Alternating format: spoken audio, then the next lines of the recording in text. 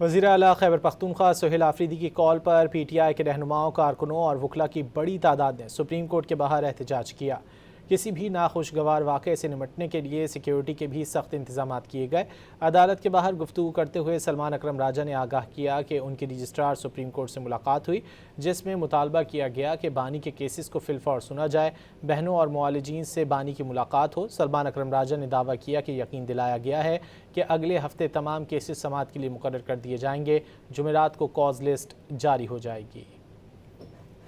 Registrar صاحب سے میں اور علی محمد خان صاحب ملے ہیں اور رجسٹرار صاحب کو ہم نے قوم کی تشویش جو ہے اور جو غم ہے وہ پہنچایا ہے، اور غصہ بھی ہے یقیناً۔